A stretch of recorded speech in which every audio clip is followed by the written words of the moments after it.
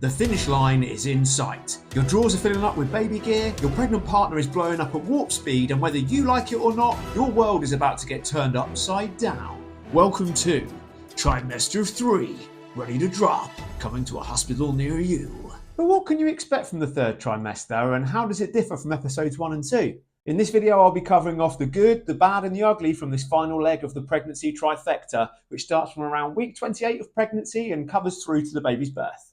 Now, if you subscribe to this channel, you're probably thinking, hang on a minute, you've just posted a video about the first fortnight with a newborn. Why are you whining on about pregnancy again? Well, my astute viewer, I've already reviewed the first and second trimesters on this channel, which I will link to in the corner, and unlike a cowboy builder, I'm not leaving the job 2/3 finished. As always, I've broken down the video into sections with hints, tips and recommendations peppered throughout. Let's do it. First up is nighttime. In the third trimester, expect these to become horrific.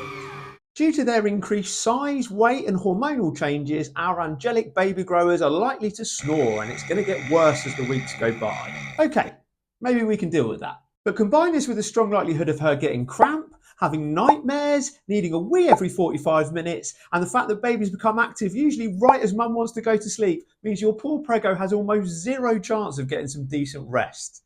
You'll find as you start approaching your due date that people will start to tell you, make sure you get your sleep while you can. You try sleeping next to an uncomfortable grumpus who breathes like a pervert in a playground and let me know how you get on. These circumstances are challenging to mitigate against. Try to make sure mum-to-be stays well hydrated, buy yourself some earplugs, and if you've got the luxury of sleeping in the spare bedroom or nursery, that should make life a little bit easier. Oh, and chocolate. The answer is always chocolate. Medical appointments.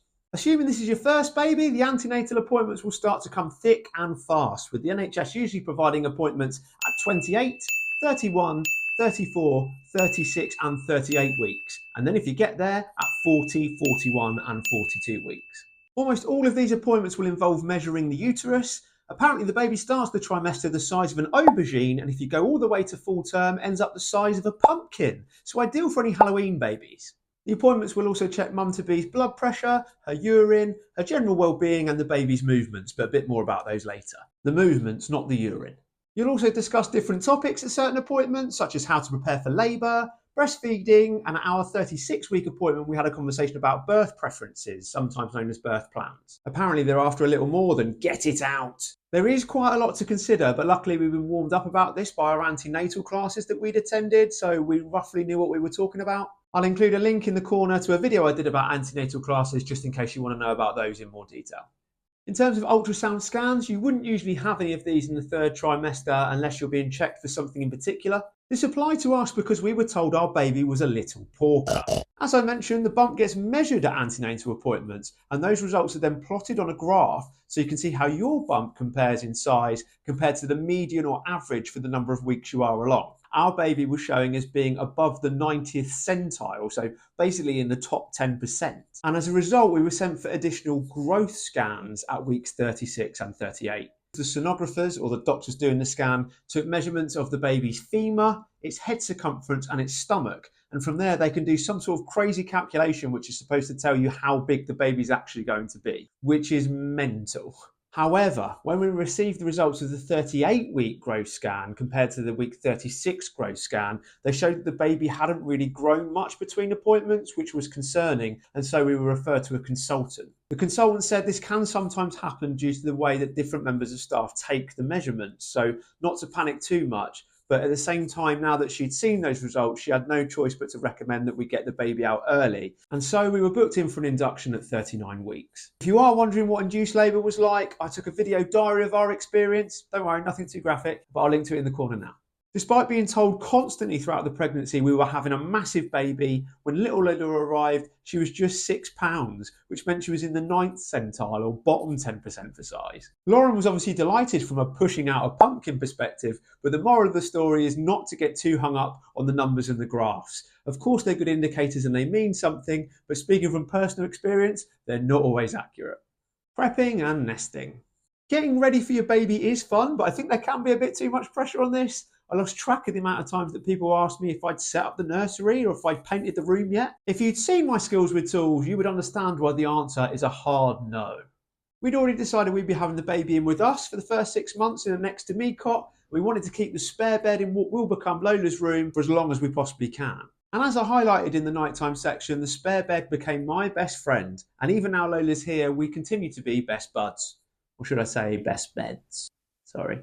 Although you don't have to have everything ready, it's definitely worth getting the big items in advance, like the pram and the car seat, and then setting them up and giving them a quick test drive so that if you do suddenly get called into action, it's not something you have to think about. You usually have to demonstrate to hospital staff that you can get your newborn home safely, which in most cases will mean getting them into the car seat. And trust me, you do not want to be fanning around trying to work that out when you've not slept in 48 hours. By now, your partner will almost certainly be making a list of all the things that baby's going to need, which can be very hazardous to your bank account. My top tip would be to make sure she gets a baby shower. Those things are bloody amazing. As I understand it, it involves multiple women eating cake, drinking mocktails, and guessing the weight, name, and gender of the baby. But it also involves them bringing remarkably generous gifts. In all seriousness, I would say have a good chat with your partner about what you need and put together a sensible list, and then hopefully your loved ones can help you out a bit. If you don't put a list together beforehand and leave it ambiguous, there's a good chance you might end up with a load of things you never end up using. I have to say, I find it unfair that mums-to-be get a baby shower and the dads-to-be don't. I mean, come on, it's 2024, people. So I organised my own baby shower with friends. The main difference was, instead of practical gifts, I got shots of tequila, which was my fault because I didn't send the list in advance. Lauren and I had negotiated a cut-off date of about 36 weeks for me to stop drinking, just in case I needed to take her to the hospital. So much like filling your car to the brim with petrol ahead of a long journey, I opted to drink enough at my baby shower to get me through the next 3 months. This would not be an approach I would recommend. Lauren was surprisingly unsympathetic when I was lying on the floor crying pure ethanol the following day. The final countdown. As we got into the last few weeks before due date, everything stopped becoming surreal and started becoming very real. The first big milestone came when Lauren went on maternity leave at around 37 weeks, and there was nothing really left for her to do but prep. She used some of her time off to do financial calculations around her maternity pay, so we had a better idea of what we needed to budget while she was off work. This was actually really reassuring, so we'd definitely recommend baking in a little financial planning session. Then there was packing the hospital bag. We ended up following the NHS guidance, which was extensive. To be honest, it was too extensive. We had way more than we needed, but I do understand they're trying to prepare you for all eventualities. We ended up packing 3 bags for labour, 1 for Lauren, 1 for me, and 1 for the baby. But rather than drag this video out anymore, I'm going to create a separate video on what we packed versus what we wish we packed, and I'll include a link to the video here. Around 38 weeks, we had our last proper date night where we got dressed up, we made a proper evening of it and just enjoyed each other's company. Again, I would definitely recommend this. It's not like you're not going to see each other once the little person arrives, but understandably, once you get into parenthood, the focus is all going to be on the baby. So it's nice to take an opportunity just to appreciate each other. Once we knew Lauren was going to be induced, we did start trying all the various products and old wives' tales to try and move things along, as we had heard induction can be quite a long process, but nothing really worked, and so it was off to hospital for us, and the rest, as they say, is history. Some other quickfire highlights from the third trimester included perineal massage.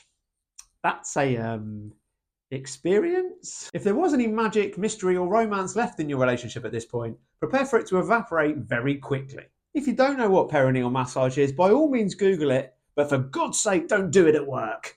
Lauren started a full moisturising routine after showering to try and reduce stretch marks. She ended up using this cream from a company called Mamma Mio, and having come out the other side of it, it does seem to have worked, so it's a big thumbs up for moisturising. The third trimester brings lots more baby movements that tend to fall into a regular pattern, which is fun to feel the baby kicking, but then the downside is if you don't feel that regular pattern, it can send the two of you into a bit of a panic. This happened to us near the end of the pregnancy. The baby stopped moving. Lauren had to go into hospital for some monitoring, but thankfully everything was okay. If you're ever not sure, the best thing to do is just call and check with a medical professional. And finally, you'll need to start thinking about baby names if you haven't done so already. There is so much to consider when you're naming your baby, but luckily I've done a video to save you some time on that, which I'll link to in the corner. If you are expecting your baby soon, I hope the third trimester is smooth sailing and that labour is a quick, boring and painless experience for both of you. I hope at least some of this video has been helpful. If it was, please do consider giving the video a like, as it really does help the channel out. And I'm always interested to other people's pregnancy experiences, particularly of the third trimester. So if you've got any stories you'd like to share, please do let me know in the comments.